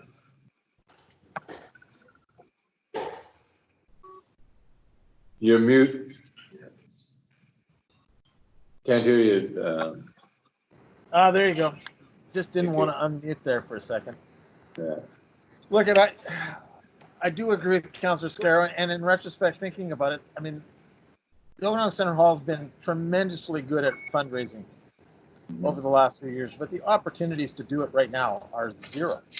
Yeah. And income is zero. And to preserve this building and keep it going, because this is not a young building, I think that we should be aiding them as much as possible. It's a great community facility. It benefits not just people in Okanagan Center, but people all over the country. This is not just a localized thing. It's just a local group that look after it, but it benefits the entire community. Ask the pickleballers, where they play during the wintertime. So I would agree with Councillor Scarrow. Let's help these guys get it done. Okay, thank you. Councillor Gamble. Thank you, Mr. Mayor.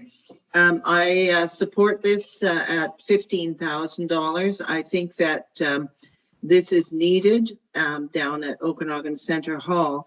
And just recalling, I believe years ago, for some years, we had a budget of about 60,000 that we could have available for application for various hall repairs. This is a community that has really done an awful lot, and in particular, the two people here have done a tremendous amount over the years to support that hall and all the activities down there. So I would make that motion that we support. Option B. The full 15. Thank you. Yeah. Seconded. Second the motion. Yeah. And I certainly support the full amount. We can always use the council contingency for emergency, but when you have somebody that's willing to put the 15,000 to work right now, then it's good to use it. Thank you. Those in favor? Aye. Opposed? Motion carries. Thank you. 15, option B. All right, now, councillor items. Thank you very much.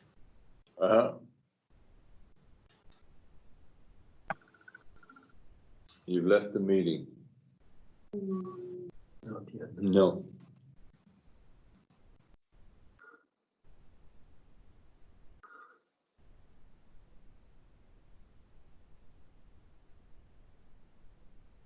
Councillor Ireland, any item?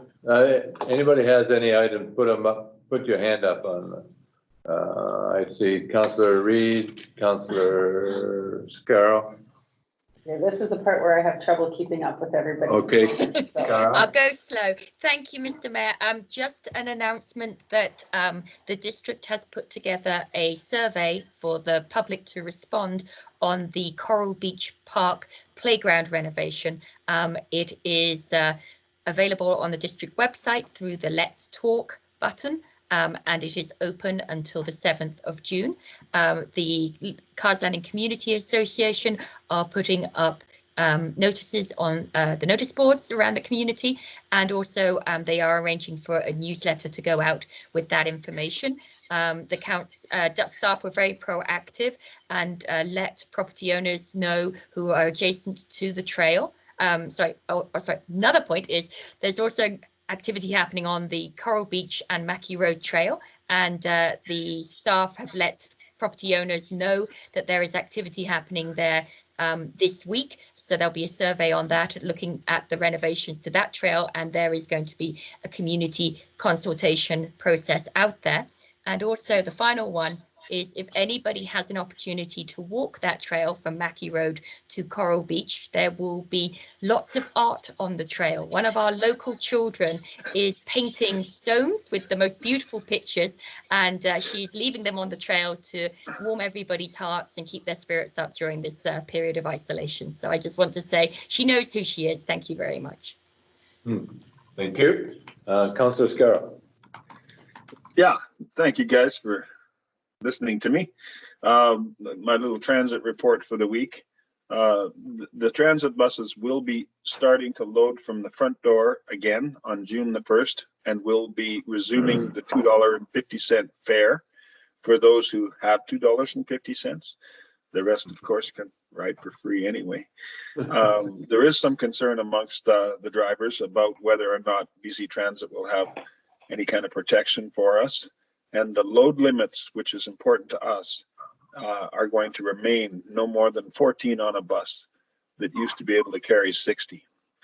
So the District of Lake Country is severely affected by that, because many times through the high peak hours, especially since opening is beginning, 14 is a very small number.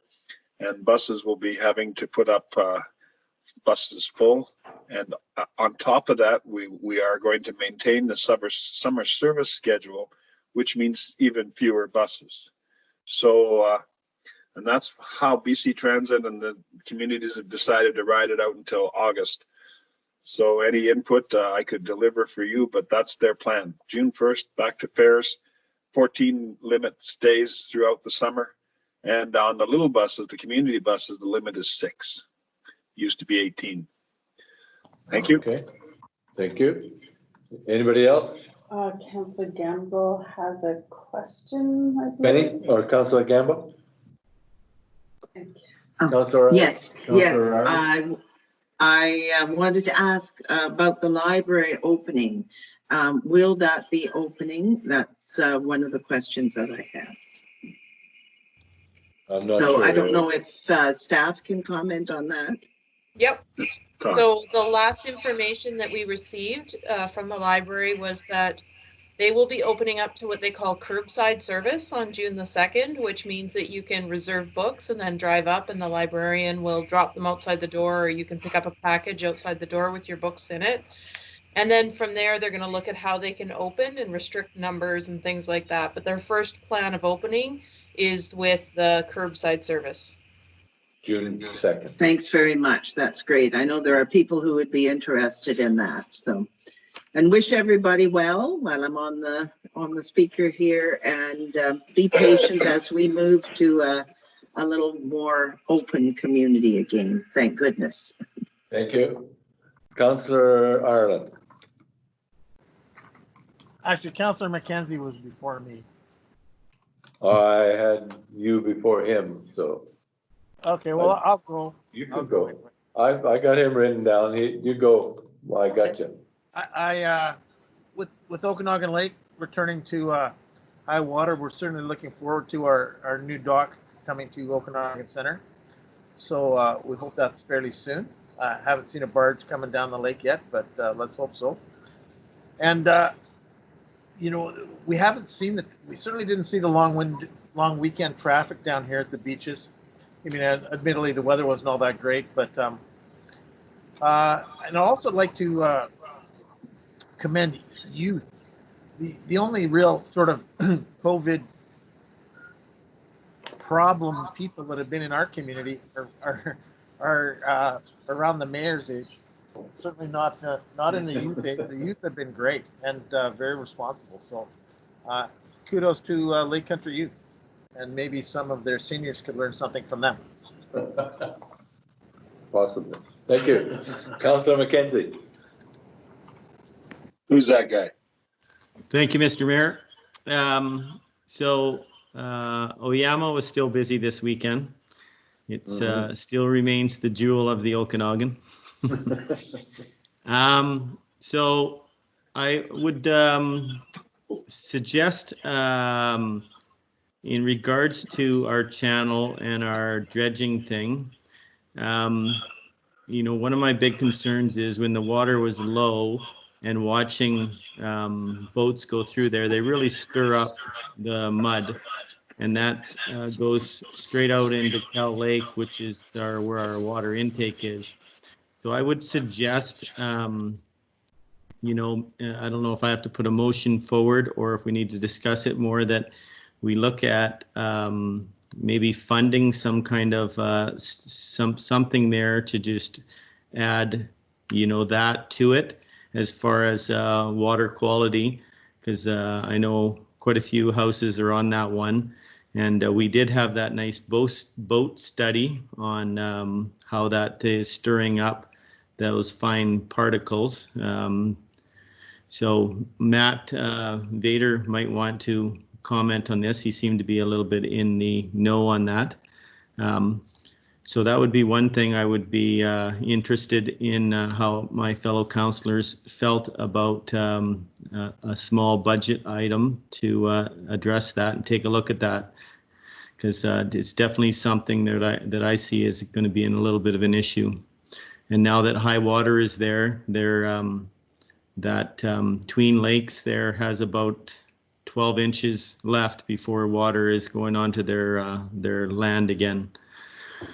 So I'd be curious on that one, what other people have to say. And then also, I noticed that we have a homeless lady living at the Oyama Community Hall.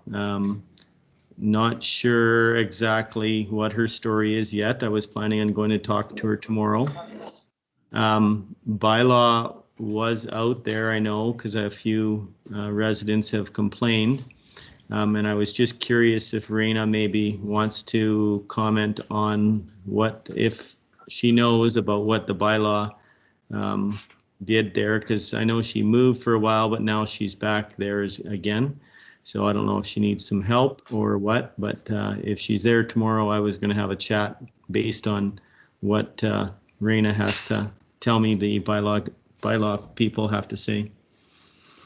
I talked to Albertine this morning, and she was going out there to touch base with her. We have some amazing contacts at Lake Country Health Planning that we were going to get in touch with and make sure that the person out there living there has a contact at Lake Country Health Planning. I haven't heard what Albertine learned from her, what this person's situation is, but we will do everything we can to help her out. So Bylaw was working on it, and she'll be reporting back to me in the morning. Okay, thank you. Yeah, I just appreciate that. That's something that you got to be concerned about for sure, right? And I don't want to see somebody that if they need some help, we just need to point them in the right direction. Absolutely, and we were going to get in touch with Lake Country Health Planning. They have a resource officer for Lake Country, and we have her contact information, and they're more than willing to come out here and get in touch with people that need that kind of assistance. So we'll definitely be reaching out to them. Okay, sounds good. Thank you. Councillor Koza, what's on your mind? Thank you, Mr. Mayor and fellow councillors. I'd just like to say, in light of the tragedy this last weekend with the snowbirds, which was very unfortunate, I think it's heavy hearts for all of us. It was supposed to be something to inspire us during this troubling time of COVID, and it really bothered me when I was a kid, and that was 4 years ago, Blair. But when I was a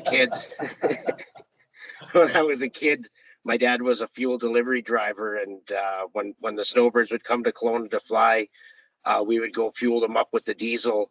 That's what they shoot off into their discharge, and that's what causes the color. So I've had really close contact with the snowbirds. I've got to touch them and walk all around them. I put all those pictures in a very, very safe place, of which I don't know where that safe place is right now. So when I do find them one day, but just when I heard about that, it just broke my heart. It just put me down even lower than what we are now. It's supposed to be something that was supposed to raise us all up, but it was nice to see that they came out with that, with the flyover again. We were out in the backyard on Sunday working on the garden and talking to the neighbors, and all of a sudden we seen this string of planes go by, and there was about 5 to 10 planes went by, and then at the very end of it, there was 2 little helicopters that were kind of chasing them, kind of like the little slagglers at the end type thing. But very sad day for our country, so I know that we're all thinking of those people as well, and that's what I'd like to say. All right, thank you very much. And before I jump, Matt, you want to talk about the dredging or the canal?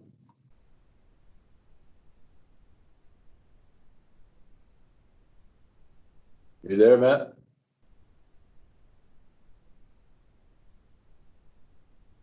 Lost his voice. Somebody just muted me, Raina. Fair enough. It wasn't me. Just following up on Councillor Mackenzie's input about the channel, I am trying to line up Heather Larrett from Associate Environmental, who has done study on water capacity or boat capacity and the water intakes and the impact of stirring up hydrocarbons. So I'm trying to get her for the June 2nd meeting to present to council. I've confirmed her. I just need to get the documentation. So in relation to what council was saying in terms of the public and private access, how, pulling out more information and seeing the full plan, I think for the canal, that's also one of those things, because it's not just about the canal, it's also about the water quality. It is also about shoreline erosion. It is about the capacity of the lakes. It is about maintaining where and how boats should interact with our intakes. There is a signage component of that. There is an education. So I think bringing in Heather for the first part of that is a good understanding. We also need to get further information from federal government in terms of responsibilities and what the process is. So it is fairly convoluted. So I think that's probably a good step, as Councillor McKenzie identified the impact on the intakes. Is a good place to start with that conversation, and that's being proposed for the next council meeting. Really good. Thanks very much. We are adjourned. Stay safe, stay well, and Bye, everybody. Bye-bye. Have a good Take week. care, all. Love you all. We'll see each other in person next time. Dinner.